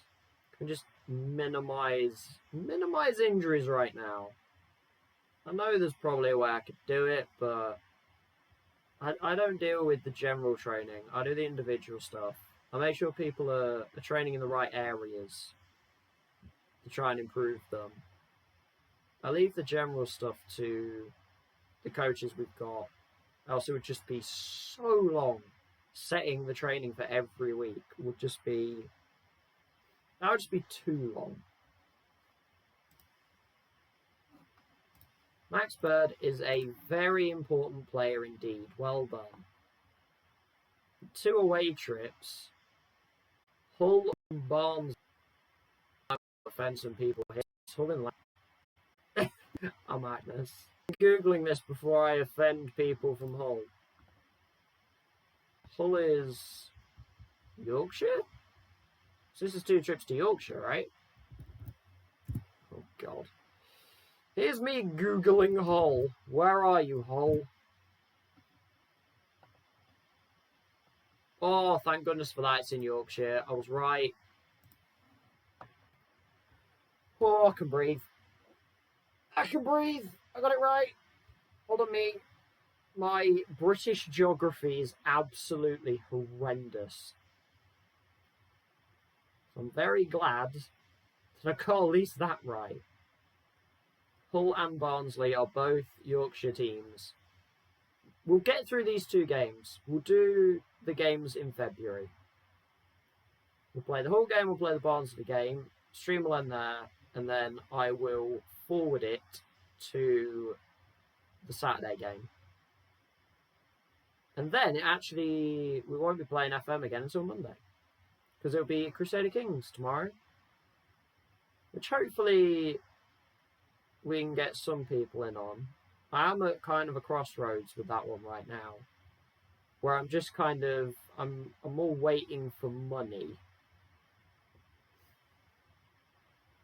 So I can do certain other stuff. If you don't know what that game is, or you do know what it is and you like and you enjoy it, then do come by tomorrow. We're streaming from, it should be roughly about 5 o'clock. Should be about 5 PM GMT. So do come by. Do check out the stream. It's a very different game to Football Manager, obviously. So it just gives a nice different vibe. It's a game where a lot of stuff happens. So it has a lot more talking on it. Hopefully we can get a few people in for that one. Because I do enjoy playing that game. But obviously Football Manager is kind of the main game. The main thing that I do play.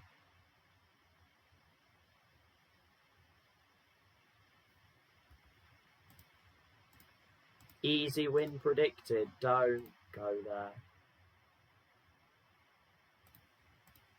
Millwall is still being linked with Morgan Whittaker, in which I would be okay selling him, which is sad because he did have that really, really good run at one point. Oh no. Hull have lost 6 straight. Ooh, that's not good. Don't have any thoughts on the pressure. Stand by him and trust him. He's got him out of the relegation zone, let's put it out. Or has he? Cardiff 22nd? I don't remember. I don't remember his 22nd. I'm quite happily not looking at that end of the table. We've got through the rest of training without any more injuries. So unless somebody injures themselves in a meeting room, which I'm really hoping they don't, then that would be really nice. We're training well, we're feeling good. We've got a couple more games. Oh, it actually is Cardiff will be the first game of Monday's stream. Yikes. Yikes. Oh, goodness me. Dionku's like actually my favourite child of this team. He was a guy I brought in to be a backup right back, and he's just turned out to be absolutely spectacular. I always find this. You either, when you sign a fullback, you either completely miss and they're terrible, or they are so amazing and you just nail it out of the park. There's no real in-between with fullbacks. Now, what we have left? We'll have 10 games left after the Barnsley game. So hopefully the season will be over by roughly Tuesday or Wednesday. It should be done. which will be good. And then it will be a lot of me sorting stuff out, depending what division we're in. And it's good to be able to say, depending what division we're in. We're not just kind of mid-table obscurity and nothing going on, which is quite nice.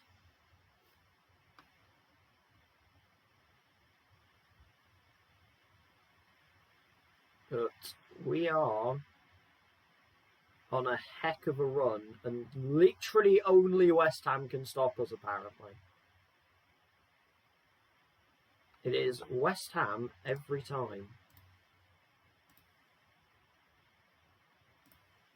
As we've now had a week, so hopefully our players will be feeling a little bit fresher.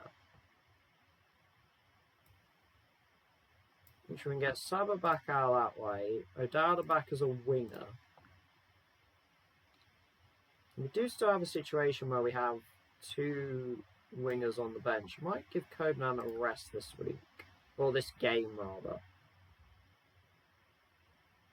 I do feel bad for Whittaker. I do feel like I should have played him more, but he's kind of fallen out of favour, unfortunately. And whilst we're still winning games, I don't want to change too much. Obviously, when we started losing 4, we had a full formation change. Keep our run going. Barry and I think that was Brown reacting well. And we go the full white kit because we are away from home. It was Archie Brown who reacted well to the comment, and Saba has immediately bruised his foot within like 0.3 of a second of kickoff. That is great. And now he's completely bruised his foot. Well, John, you bailed us out in one game. Can you do it again? Though Hull corner, and it's in. It's Corley Woodrow. It's the 100th goal of his career. I mean, we blocked it initially, and then it just fell back to him. And we trail, oh, well, what I know as the KC Stadium. I don't know if that's still what it's called. Oh, off the post from Josh Knight. I think that would have been his first goal.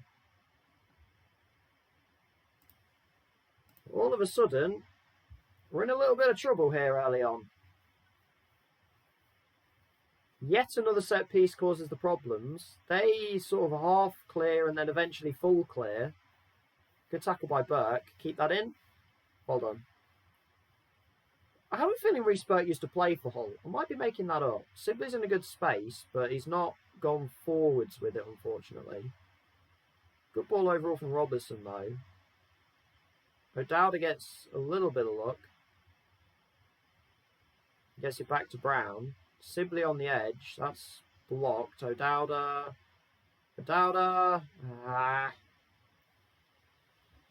Can't keep blowing chances right now. 4 shots and absolutely nothing on target. And they are going to just shut up shop like West Ham did. Can we try and go attacking for the last few minutes of this half? West Ham lead. Birmingham have levelled against Brighton and Brentford level against Blackburn. Does Hull take us to half time and we are behind? 7 shots, absolutely 0 on target, and another set piece. And who is marking him? What is this set piece routine that they've got going? To put a player on the edge like that. Brighton are behind. That's really helpful. Oh, berate us again. Are we just going to get angry? No, we've reacted well except for Burke. Burke got the blame for the goal, but I'm not really sure that was 100% his fault. We're going to bring Hugill on. Just whenever we've made a striker change, it's normally gone quite well. So we're going to make that change. And whilst Hugill's pretty negative right now, they have Phil Jones! Hold the phone, they have Phil Jones. We finally had a shot on target, but it's potentially another Hull highlight. As Antonio's going to get it into the box. Corley Woodrow just free header. Over the bar again. We are just playing awfully in this game. Fortunately, Brighton behind. And they're down by 2 now.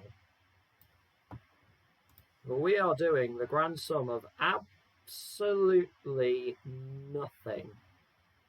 And it looks like we're going to fall to defeat to Hull. Just nothing coming at all. No creativity whatsoever. And the 5 at the back is going to do us in again. We're struggling with 5 at the back. We are struggling to deal with 5 at the back. And that's 3 points gone right there. To a very bad Hull side who had 1 shot. 1 shot on target that just happened to fall to them on a corner. And we lose 1-0. It's 2 1-0 losses now. The scoring's slipping away from us. West Ham win. Brighton lose. Brentford win. Fortunately, Blackburn lost, which means no one really closes in. Saba had to come off because of a bruised foot. We're getting some really silly injuries right now. One of those days. That was not Burke's fault. Like, he was alright. He didn't do anything. Hull had 1 shot. It's like, what can you say about a team that has 1 shot and then just shuts up shop? But of course, you know, they lose 6 in a row and then they beat top of the table, you know. It's the KCOM, which is basically still the KC. But that was, yeah, that was a very Football Manager game right there. They just pinged everybody at the back and just went, get through that. And we couldn't. That goal they scored was the problem. They went, get through us, and we couldn't do it. But now Barnsley in midweek, where, again, we had the setback against West Ham, and then we turned it around and picked up 2 straight wins. So, there's a setback against Hull. Let's turn it around. Barnsley, Cardiff. Let's turn it around. Let's get back to winning ways. That's the only way we can really look at this now. So we just have to pick up the points that we can. And whilst games like that are giantly frustrating because they're so stupid. And that's one of those games that if that's real life and you're sitting through watching that game, you are just fuming at how little your team is doing and how little the other team is doing. Like, don't score 1 and then just put everyone at the back. You played a right back at right wing. Like, how defensive can you be? He couldn't miss. He was stood on the goal line.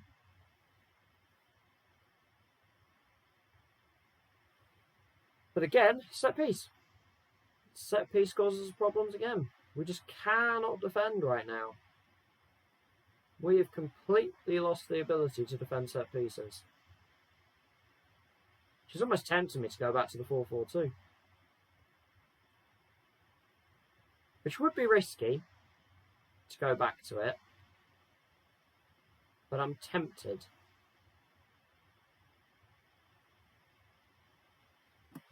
I'm not sure it'd work that well, to be honest. But it did very well against Barnsley last time. So the temptation is there to give it a go.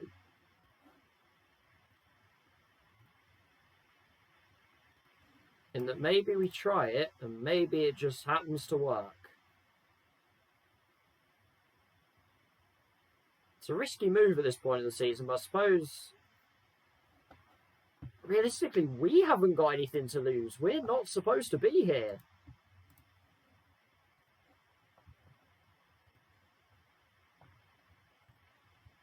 Of course they'd be a lot worse off without him.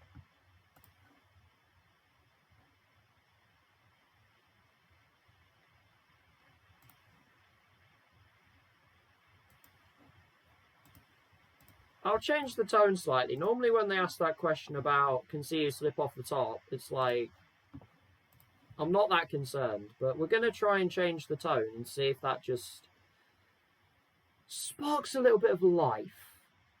Because we were very, very flat in that game against Hull. And we've had just a few too many flat games recently. Where we just haven't done anything. So that's a good reason behind the jump to a 4-4-2 again.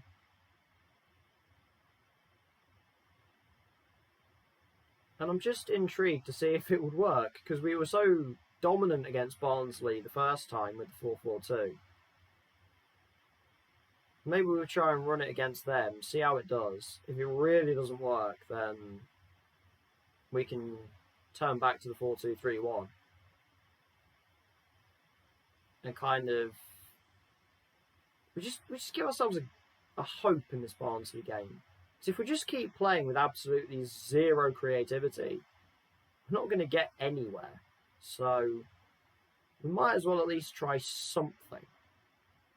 Because that performance against Hull was so void of any life. It was ridiculous. I would like us to show, any form of life. And if that means trying to play in a slightly different style, then let's try and play in a slightly different style. That's basically how this goes.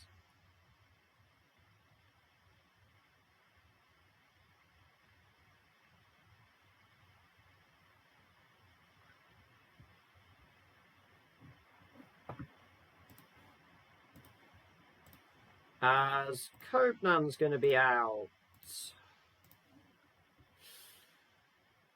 Oh my goodness me, injuries are getting to us now.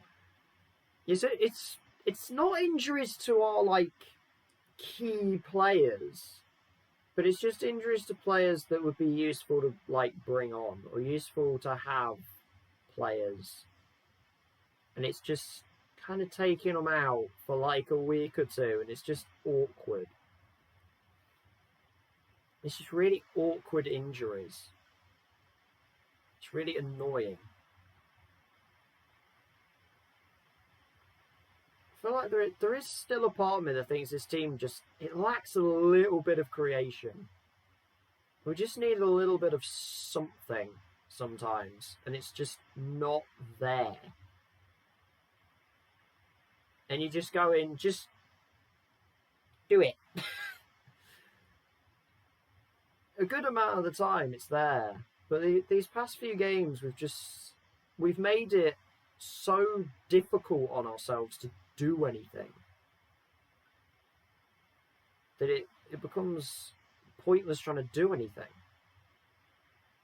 Because it doesn't seem to matter who I bring on, we just don't have any life. Which is just a problem. We don't show any life, we're not going to do anything.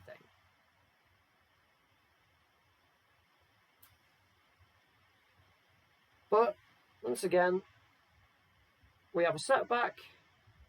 Can we bounce back? We've been very good at bouncing back this season. Even when we had the 2 in a row defeats to Millwall and Portsmouth and that sort of 5-game run without a win, we bounced back by winning about 6 in a row. So,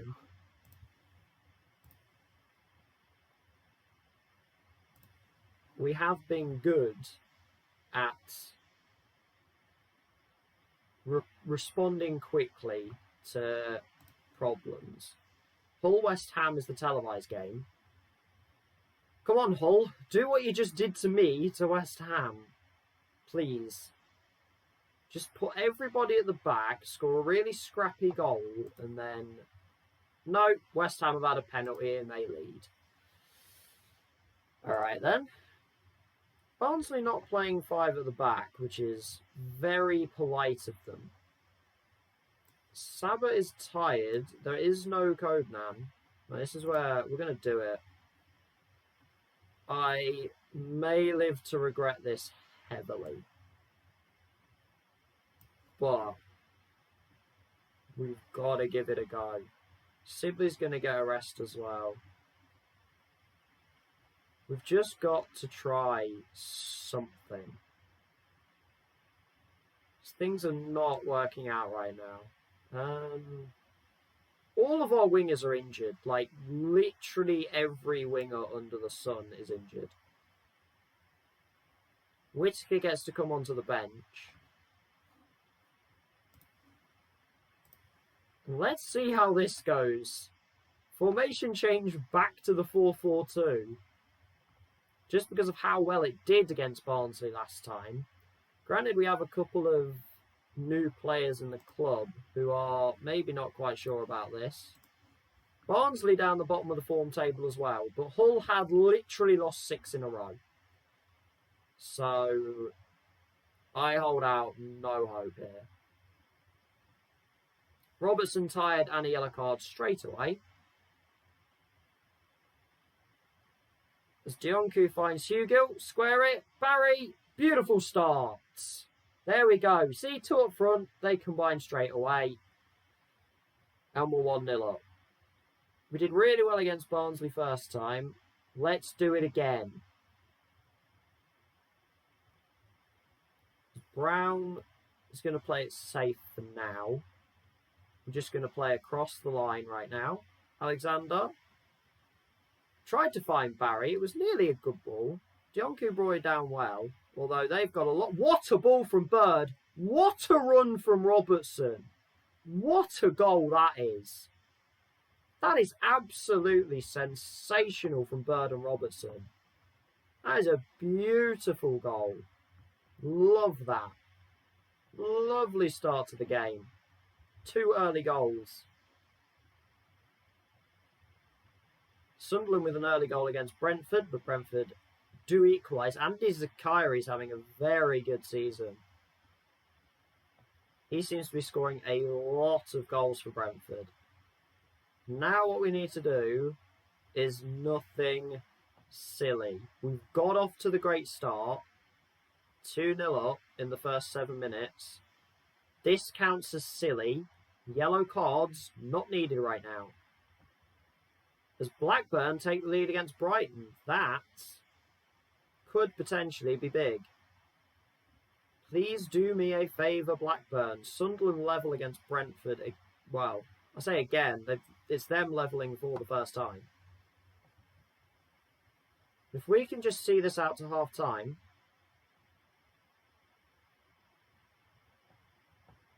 which we can, and we've kept them pretty quiet. But we know we've struggled a little bit in second halves. So we need to focus in the second half. We need focus. We need nothing silly. That is possibly the worst thing that could have happened. Burke and Knight can both play right back.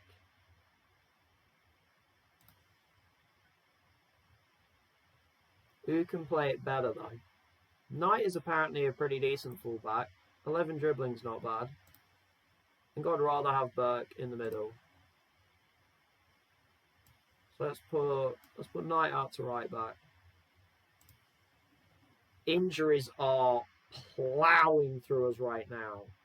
Really badly. Blackburn with a 2-0 lead. That could be huge. We're actually going to turn Knight into a defensive fullback. I don't want him charging forward. And Barnsley could get back into this game yet. Robertson does well in the middle. Alexander, use a bit of energy down the right. Bit of energy. Ball in. Good play. O'Dowda, Robertson. O'Dowda. Archie's made a great run and we've ignored him. Archie's made such a good run and we've completely ignored him. Story's there. Completely ignored. Barry's made a good run. Cut back for O'Dowda. Cuts back to the outside. Cross in. Somehow kept out. And the linesman's flag's gone up anyway on Hugill. As Barnsley are about to have a free kick in a very worrying position right now. Chaplin has a lot of goal to aim at. What a save by Declan Rudd. That's a really good save. It wasn't in the corner. It was well struck. That's a really good save by Rudd. Rudd making a lot more saves. Barnsley have come flying back into this game. All of a sudden, Knight heads away there, but we've got nobody there. Styles, that's a free shot for Dane Scarlett of all people. And we get away with it. We are very tired. We are very injured. Sibley's got O'Dowda. O'Dowda skips a challenge. Oh, it's over, everyone. Alexander, Barry, Barnsley are just throwing bodies in the way. We can't get this third goal. This third goal is not going to come, is it? They are throwing bodies in the way. They are so far back. The deepest of deep lines. Brown's got O'Dowda. Back to Brown. That's going to be offside. I'm not sure whether it was Brown or Barry who was off. It was one of the two. And just a lot of highlights, apparently, is what we're going for right now. Mauer ends up giving it to Alexander. Hugill's offside. No, he's not. We score an offside goal. They kick it. They stupidly pass it across their own penalty area. And we end up scoring anyway. Happy days. Not sure what they were doing there. I guess Sorensen for Bird. We are a very, very tired team right now. We are a very, very tired group of players. Can you just stop attacking us, please? Let us be. We're 3-0 up. Please leave us alone. Again, this is all we want to do. If we happen to slip up, I mean, Nagby's made a run, but he's sent that into orbit. I hate my save. I have transfer. A transfer. Oh no, ownership. That's an ownership change then, isn't it? Mike Ashley must have finally let go of the club, or must be finally letting go. Yeah, at least Mike Ashley's letting go of them. That's a start. Oh, yeah, I've seen that before. Did I? Actually, I remember what it was. It was an old Football Manager. I think it was like FM17 or 18. I was Arsenal manager actually, and we ended up with new owners, and they basically said, "We want a new manager." So I had to do the old, what can I do to keep my job? You know, the little begging on your knees, please don't sack me. And I think they said you've got 4 or 5 games. And my next games were like Man United, Chelsea. I was like, bye. I ended up winning those games. The board kept me on, and eventually I won a Premier League with them. So it can work out. Stionku, thankfully, it's not major. But we are missing a lot of players now. Well, West Ham haven't played yet? West Ham must have played. How can they only be a point behind me? Early goals. How do I get along with Vladimir Ivic? I don't know. Do I? Yes. Apparently I do. I'll let you know what happens. Well, if you play it on stream, I'll keep an eye. I'll sort of try and come by and check it out. This is actually where I'm ending. I'm 12. That's much improved from when I was watching, when you were about 3-0 down to Villa and bottom of the Premier League. So, That is much improved. So well done on that one. At least it's getting better. Hopefully he won't be sacked. Then again, I'm in a position here with Derby where is it?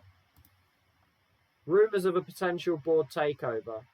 I will be on tomorrow, but I'm actually playing... I play a different game on Sundays. A game called Crusader Kings 3. It's very different to Football Manager, let me put it that way. I have got...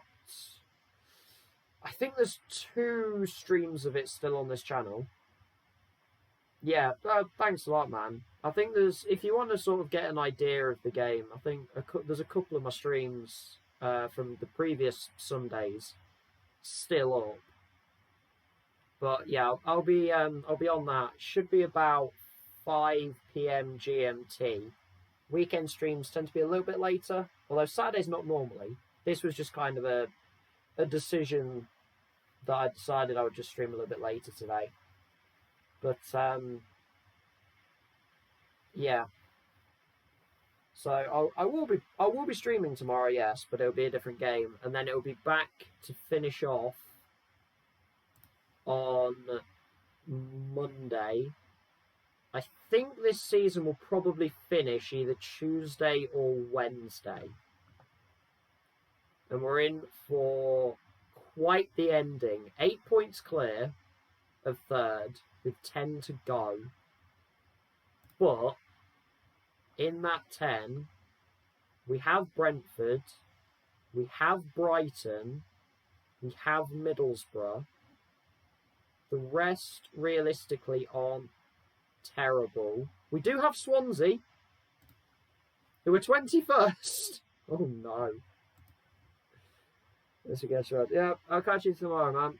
Thanks for popping in anyway. Pretty good timing, because, yeah, I am finishing the stream here anyway, so pretty good timing. But